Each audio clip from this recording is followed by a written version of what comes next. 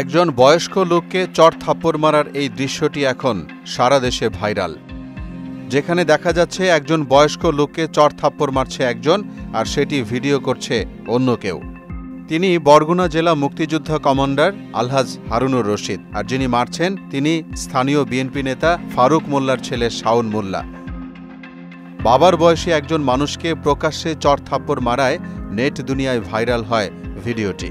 ঘটনার পরের দিন ৯ সেপ্টেম্বর সদর থানায় বাদী হয়ে মামলা দায়ের করেন নির্যাতনের শিকার বীর মুক্তিযোদ্ধা হারুনুর রশিদ।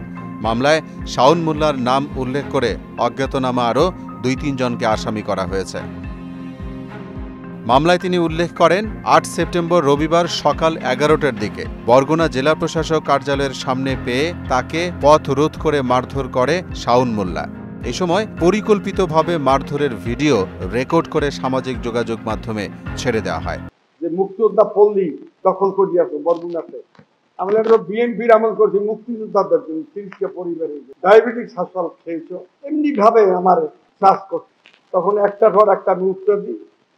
শেষ পর্যায়ে কোদে আমার হাত দিয়া, এরপরে বুকে হাত দিয়ে একটা ঠেলাও মারছে। মামলার বাদী বীর মুক্তিযোদ্ধা হারুনুর রশিদ বলেন, আমি তো প্রধানমন্ত্রী না, একজন প্রধানমন্ত্রী সম্পর্কে আমার মুখে আমি যত মুক্তিযোদ্ধা হই সমালোচনা করা সঠিক নয়। আমি কোনো অন্যায় করিনি, আমি ন্যায় বিচার চাই। তিনি আশা করেন ন্যায় বিচার পাবেন। তবে হারুনুর রশিদের বিরুদ্ধে টাকা নিয়ে ভুয়া মুক্তিযোদ্ধা সার্টিফিকেট বিতরণ সহ ক্ষমতার দাপটে বিভিন্ন অফিসে দালালি করার অভিযোগ করেন এলাকাবাসীর অনেকেই। মোহাম্মদ ওয়ালিউল্লাহ, মোহনা ডিজিটাল।